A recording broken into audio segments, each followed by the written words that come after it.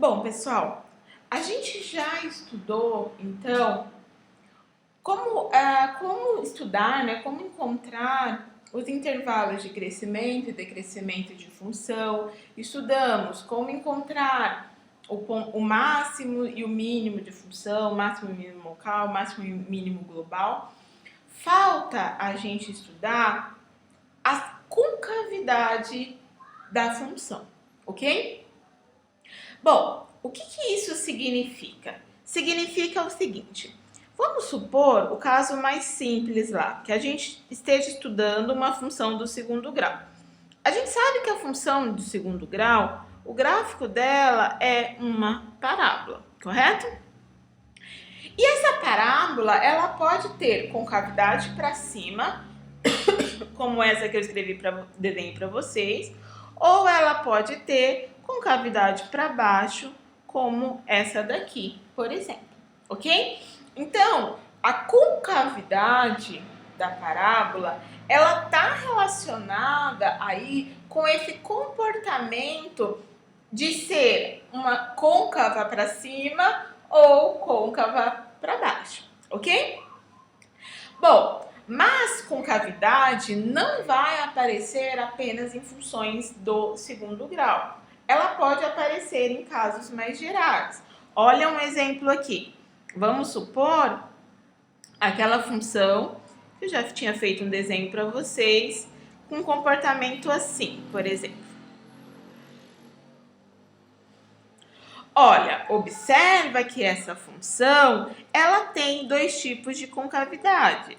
Ela tem, em até um determinado ponto, uma concavidade para baixo, sei lá, até aqui mais ou menos. E a partir daí, ela vai ter uma mudança de concavidade e ela passa a ter uma concavidade para cima, ok? Saber exatamente o ponto onde muda essa concavidade é muito importante para a gente fazer um bom esboço do gráfico da função, ok? Então, o objetivo da aula de hoje é a gente estudar isso, entender como encontrar o ponto onde muda a concavidade da função, ok? Bom, nesse sentido, pessoal, é interessante a gente fazer primeiro uma definição, que é a definição de ponto de inflexão. O que é o ponto de inflexão? Um ponto de inflexão de uma função é o ponto onde a função muda a sua concavidade. Então, é o ponto onde a função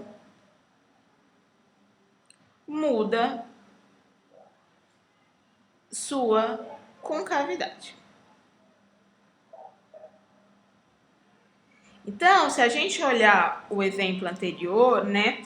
Esse ponto, vou fazer aqui em amarelo, aqui seria o ponto de inflexão. É o ponto onde ela deixa de ser côncava para baixo e passa a ser côncava para cima, ok? Bom, um resultado importante aí que a gente tem é o seguinte. Então, um teorema.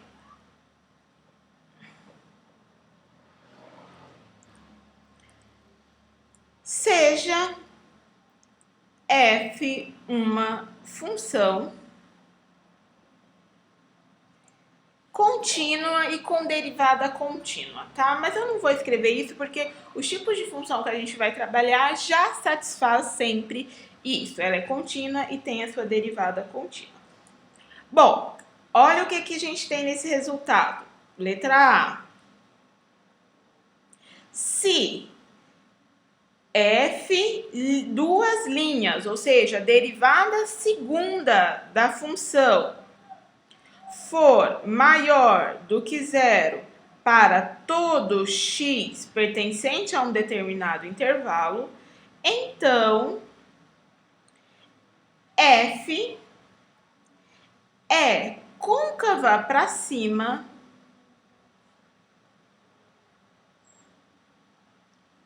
no intervalo I. Então, ela é côncava para cima no intervalo I.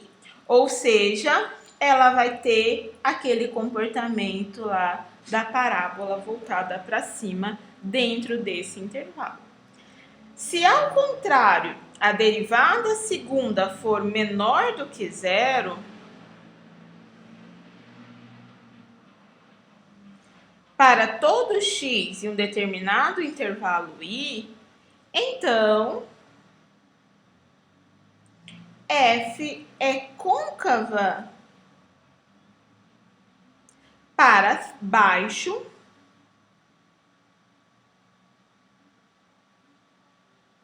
em i. Ou seja, nesse intervalo, ela vai ter o comportamento de uma parábola voltada para baixo. Correto? Agora, e se a derivada segunda for zero? É porque aquele ponto é um ponto de inflexão, ou seja, é um ponto onde a função muda a sua concavidade. Então, se a derivada segunda da função for zero, em um determinado ponto, agora não é no intervalo, então vou falar o seguinte, f de x0, então x0 é um ponto de inflexão.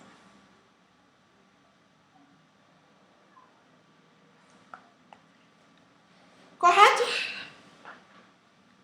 Beleza, pessoal. Então, vou fazer um exemplo aqui para a gente entender melhor o como que a gente faz essas contas. Então, vou pegar o exemplo.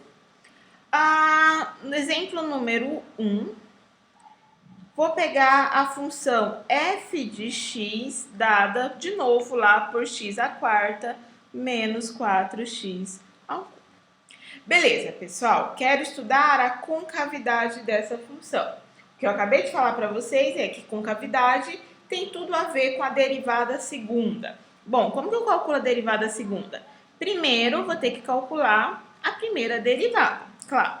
Então, calculando a derivada disso, vai ficar derivada de x à quarta, que é 4x ao cubo, menos derivada de x ao cubo, que vai ser 3 vezes x ao quadrado. Então, isso ficou 4x ao cubo menos 12 vezes x ao quadrado. Bom, essa é a primeira derivada, mas para estudar concavidade de função, eu preciso calcular a segunda derivada. Bom, então vamos calcular a segunda derivada. Vou primeiro calcular a derivada disso daqui, então vai ficar derivada disso dá 4 vezes, derivada de x ao cubo é 3x ao quadrado, menos 12 vezes. A derivada de x ao quadrado dá 2 vezes o x, correto? Beleza, então eu tenho 12 vezes o x ao quadrado menos 24 vezes x. Beleza, pessoal? Então, encontrei aqui quem é a derivada segunda da minha função. Bom, o que a gente viu é que para estudar a concavidade da função, eu vou ter que estudar onde essa função derivada segunda, ou seja, esse camaradinho aqui em verde, vai ser positivo e onde isso vai ser negativo. Bom, minha sugestão é a seguinte, encontre primeiro onde isso vai ser zero, tá? Então, eu vou fazer o seguinte, vou encontrar primeiro o ponto de inflexão. Olha, então eu vou ter 12 vezes x ao quadrado menos 24x igual a zero. Pessoal, é uma equação do segundo grau, poderia aplicar a Bhaskara, tá? Mas, nesse caso, eu consigo fazer mais fácil. Como? Dá para colocar em evidência 12 vezes x. Colocando 12 vezes x em evidência, vai sobrar só x no primeiro fator e no segundo vai sobrar apenas o 2. Beleza, daqui eu tenho um produto igual a zero, então é porque um deles tem que ser zero. Ou seja, ou 12x é zero, ou o x menos 2 tem que ser igual a zero.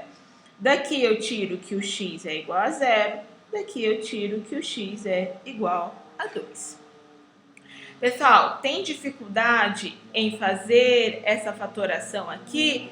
Vem nessa expressão do segundo grau e aplica a Bhaskara. Encontra o delta, aplica a Bhaskara que vocês vão chegar nesse mesmo resultado que eu cheguei. X igual a 0 e x igual a 2, ok?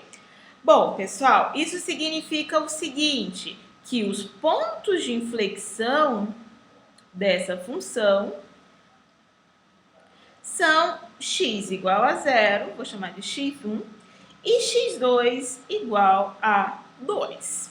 Tá, agora eu preciso encontrar onde a função é positiva e onde ela é negativa.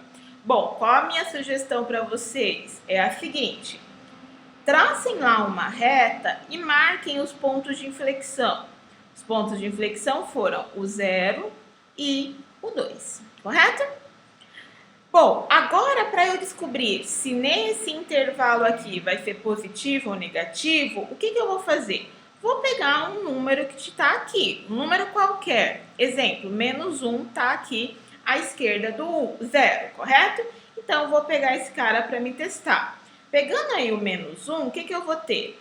Eu vou lá na derivada segunda, porque eu estou testando ela, e vou substituir o menos 1, para ver se isso é positivo ou negativo. Deixa eu só olhar quem que era a f duas linhas. Era 12x ao quadrado, então aqui eu vou ter 12 vezes x, que no caso é menos 1 ao quadrado, menos 24 vezes x. Então, menos 24 vezes o menos 1. Beleza, pessoal? Então, eu vou ter o quê? 12 mais 24, isso vai dar 36, que é positivo. Então, observe que eu fiz essa conta e encontrei que ela é positivo. Qual é a minha conclusão disso? Vou apagar tudo isso que eu fiz em vermelho. A minha conclusão é que essa região aqui vai ser positiva. E eu vou repetir esse mesmo processo para as outras regiões. Ou seja, eu vou pegar um cara que está aqui no meio, o 1, por exemplo. Vou lá e vou calcular a f duas linhas do 1.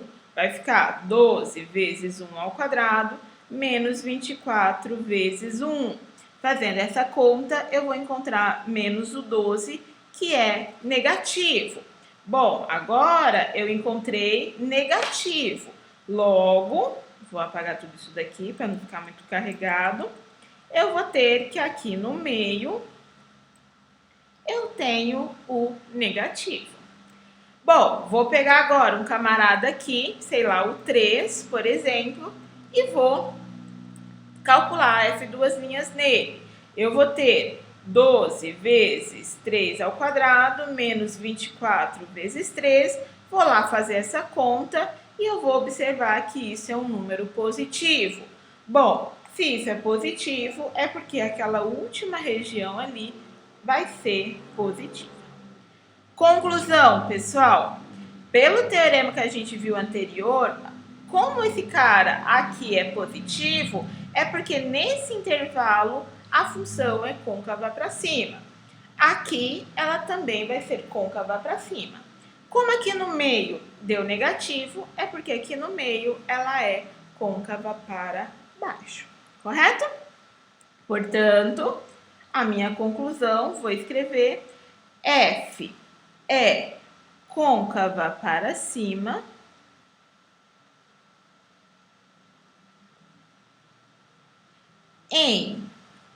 no intervalo de menos infinito até o zero, que é esse intervalo aqui, união com o intervalo de 2 até mais infinito. Então, de 2 até o mais infinito. E f é côncava para baixo, vou abreviar aqui, CB, côncava para baixo, no intervalo aqui do meio, né? Então, entre 0 e 2. Correto? E assim eu consegui entender os intervalos que as funções são ela é côncava para baixo e o intervalo onde ela é côncava para cima. Tudo bem? Pessoal, vou fazer um segundo exemplo que é mais rápido. Ó, vou pegar uma função, então exemplo 2, a função dada por 2 mais 3x menos x ao cubo. Bom, quero estudar onde ela é côncava para cima, onde ela é côncava para baixo. O que eu vou fazer? Vou primeiro calcular a derivada primeira. Calculando a derivada primeira vai dar derivada de 2 é 0, derivada de 3x é 3, derivada de x ao cubo é 3x ao quadrado. Beleza, mas eu preciso, para estudar a concavidade, da derivada segunda. Então, vou derivar de novo a função. Derivando, então, de novo a função, derivada de constante é 0. Derivada daqui vai ficar menos 3 vezes 2 vezes x, ou seja, isso vai dar menos 6 vezes o x. Conclusão, pessoal. Para encontrar qual é o ponto de inflexão, o que eu tenho que fazer mesmo? Tenho que pegar a derivada segunda e igualar a 0. Logo, eu vou ter o seguinte, menos 6 vezes x igual a 0. Ou seja, eu vou ter que meu único ponto de inflexão é o x igual a 0. Então, vou desenhar lá uma retinha e vou marcar o ponto de inflexão, que nesse caso é o 0. Para estudar onde é positivo e onde é negativo, eu vou pegar lá um cara aqui, por exemplo, menos 1, e vou calcular a derivada segunda nesse ponto e ver se isso é positivo ou negativo. Como a derivada segunda tinha dado menos 6x, vai ficar menos 6 vezes menos 1, isso dá 6, que é positivo. Conclusão. À esquerda do menos 1, eu vou ter positivo. À direita do zero, perdão, falei errado, do zero, eu vou lá, posso pegar o 1, por exemplo, então, e calcular a F2 do 1. Calculando a F2 do 1, dá menos 6 vezes 1, isso dá menos 6, que é menor do que zero. Ou seja, para valores maiores do que zero, né, eu vou ter que aquilo é negativo. Portanto, a função vai ser côncava para cima antes do zero, côncava para baixo depois do zero. Logo, qual é a minha conclusão? F é côncava para cima no intervalo de menos infinito até o zero e F é côncava para baixo no intervalo de 0 até mais infinito, ok? Bom, pessoal, a gente vai usar, estudar concavidade é apenas isso, tá? O que é o objetivo da próxima aula? A gente vai juntar a informação de crescente e decrescente, a informação de máximo e mínimo, a informação de concavidade, vamos juntar tudo isso e então vamos fazer o gráfico dessas funções que a gente já estudou, tudo bem? Então, tudo isso que a gente está trabalhando é para conseguir fazer um esboço do gráfico da função, ok? Bom, um abraço e até a próxima aula.